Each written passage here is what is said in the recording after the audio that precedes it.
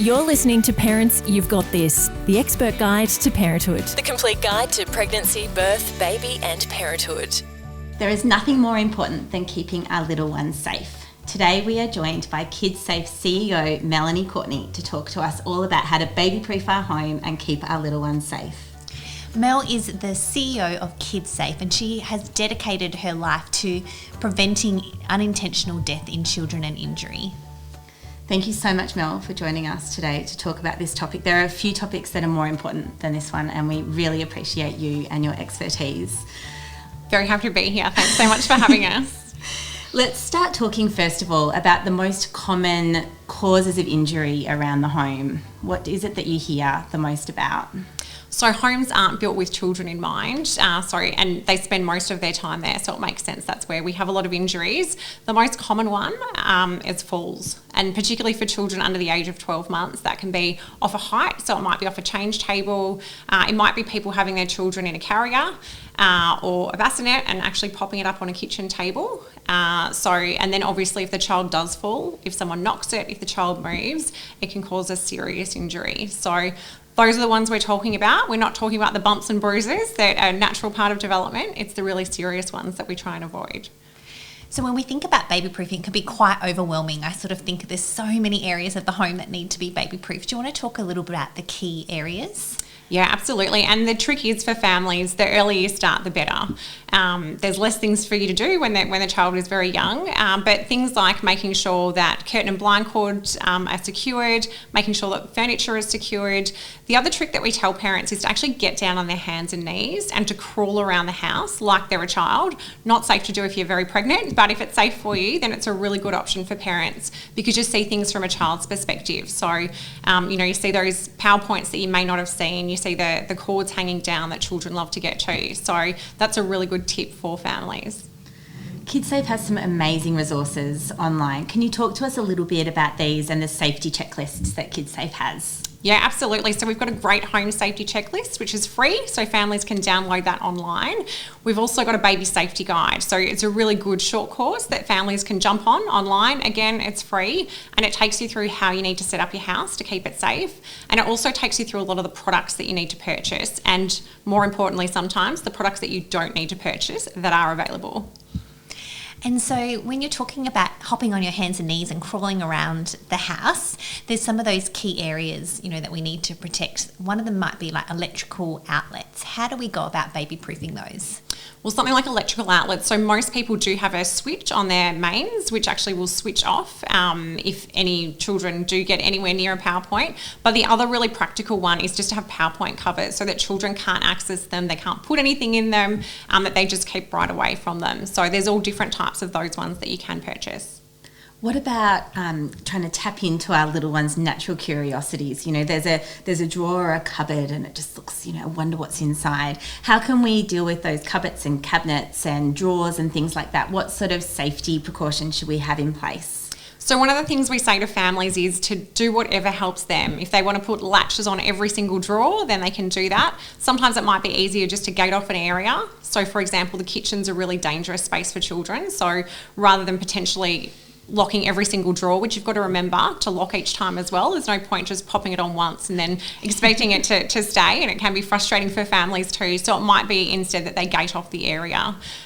So just little things like that. But, when you talk about those drawers, we all have those junk drawers that might have batteries in them, things that are really dangerous for children to access. So it is really important to have that thought process and decide how you are going to keep your children away from those objects. Yeah, and I think, as you said, they're curious and they are exploring and they're putting everything in their mouth. And if you do have those cabinets around, then putting toys and things, but they're also potentially getting access to things like your handbag and things like that. How do you go about stopping them from, putting things in their mouth or making sure your home is safe? It is really hard because it's such a natural part of development for them to pop things in their mouths. So it's really getting into the habit of keeping those things out of reach.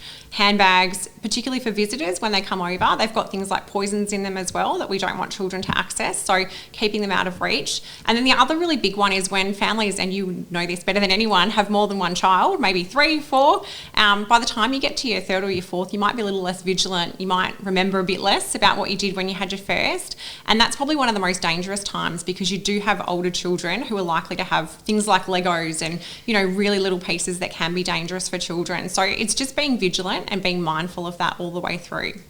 What about furniture, Mel? So some of the furniture that we have in our home is built in, but other things aren't necessarily. And, we hear in the news the awful stories about things that happen when furniture tips over. What sort of things do we actually need to secure? Do we need to secure low-lying things as well as high things? And what are the best ways to do that?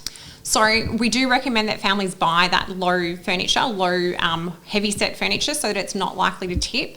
But it's things like TVs, it's things like chest of drawers. So chest of drawers to a children, especially if they're open, can look like a staircase for them to climb. So that's really important to secure, and you might need to secure each drawer as well as actually the whole piece of furniture.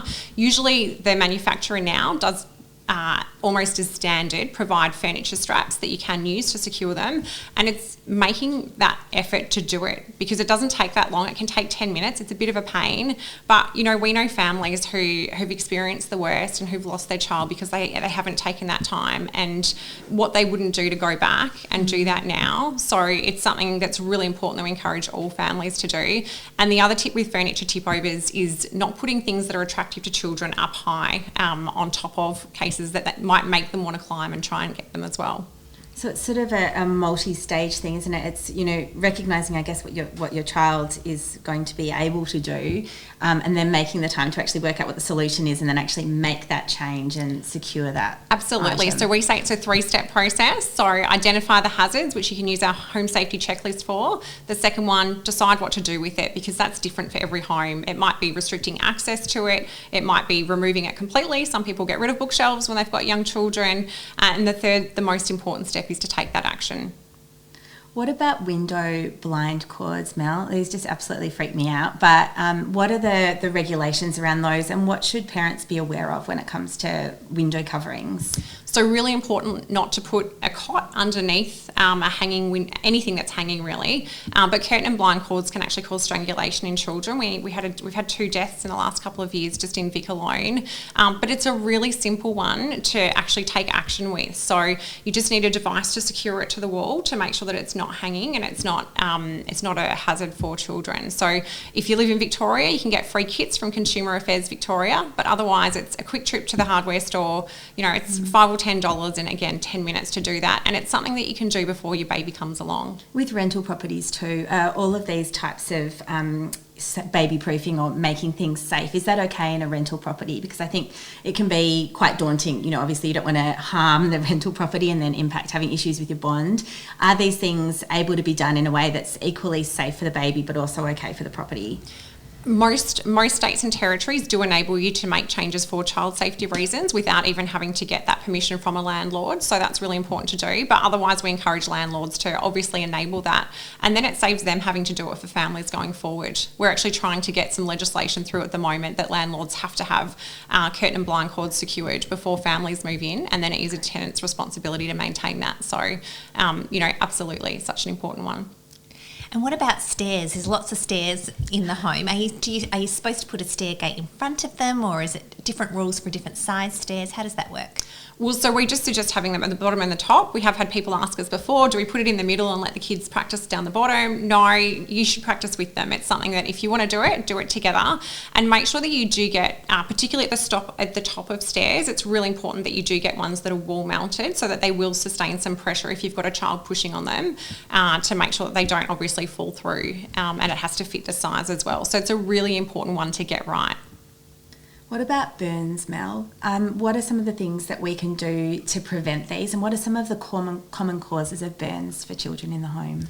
So the biggest one for kids is actually tea and coffee. And when you're thinking about newborns, you've got lots of visitors often coming over wanting a tea and coffee. So just get into the habit of making sure that Bub is nowhere near any of those visitors, definitely not being held by them when they're having a drink. Their skin is so much thinner than ours, and it can cause a burn can cause some serious damage really, really quickly. So, and things like hot noodles, getting into habits like making sure that the kettle's out of the way, saucepans have the handle at the back of the stove.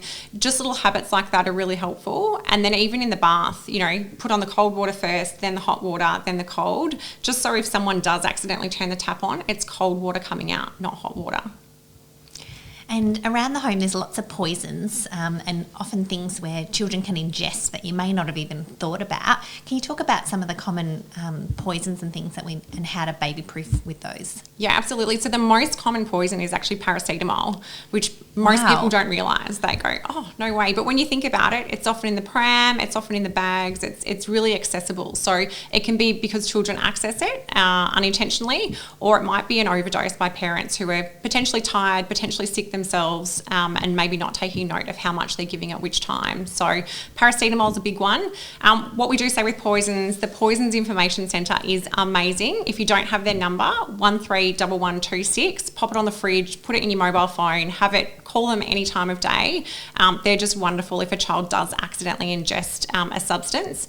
The first thing they will ask is, what do they ingest? So really important to keep things in their original containers, take the packaging with you, and remember that just because it's child resistant, it doesn't mean it's child proof. So children will get that child resistant medicine and they'll put it in their mouths and they'll get it open really, really quickly. It's only hard for us to open. The irony of that. Indeed.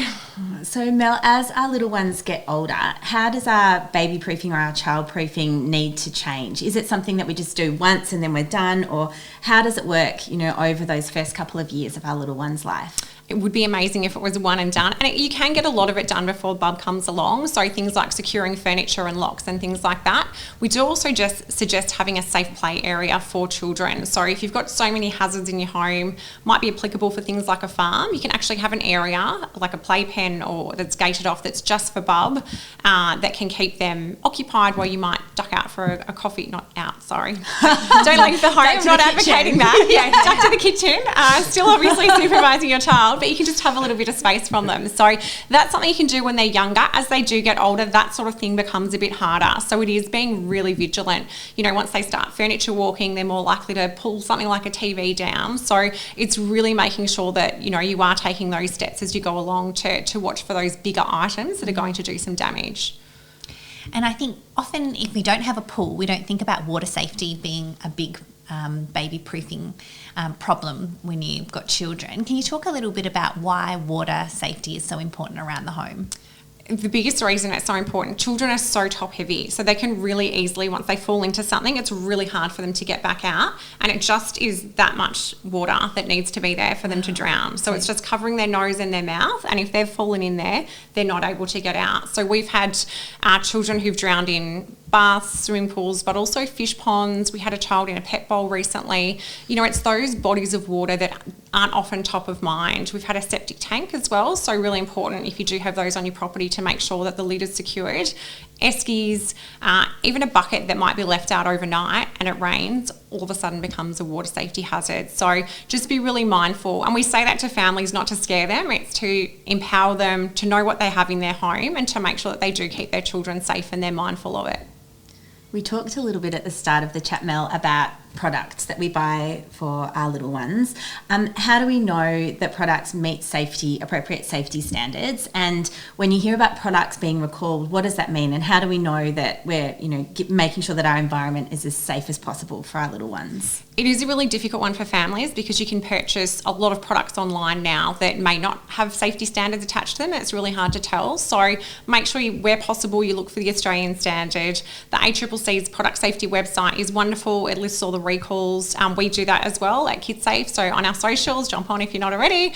There's lots of ways that you can look for them. But we do say to families, try and remember that just because it's for sale, it doesn't mean you need to buy it. Keep it as simple as possible, particularly when it's, things like the cot. You don't need all the extra blankets and pillows or anything like that. Keep it as simple as possible. And it doesn't always have to be the most expensive item as the safest either. So if it meets an Australian standard for child car restraints, for example, then you choose what fits your budget and your vehicle.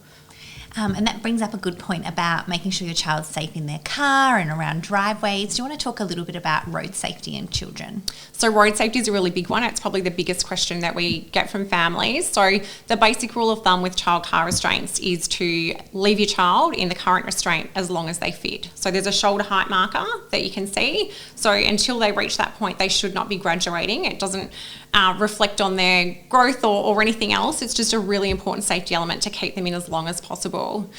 Driveways are a really big one in terms of injuries for children. So we do see around 7 deaths across the country every year and another 52 an injury every single week from a low speed run over. So, you know, it's communication between families is so important, obviously supervision, but in 85% of the cases of low speed runovers, it's a family member and they didn't know that the child was even in the vicinity of the vehicle. So they thought that they were with another family member, they thought they were inside the house. So that communication piece across all injury is so important. Mel, thank you so much for sharing your wealth of knowledge today with us and helping to keep so many children safe. Just the work that Kidsafe does is absolutely amazing, and we're so grateful to you to be part of the Parents You've Got This expert team. Make sure that you head to their website because they've got so many great checklists that will prevent a lot of these accidents from happening in the first place. Big thanks to Mistella for sponsoring this episode. You've been listening to the Expert Guide to Parenthood, and never forget, parents, you've got this. Join a Parents You've Got This masterclass today to be prepared, excited and educated for pregnancy, birth, baby and parenthood. Visit www.parentsyou'vegotthis.com.au and sign up for a masterclass today.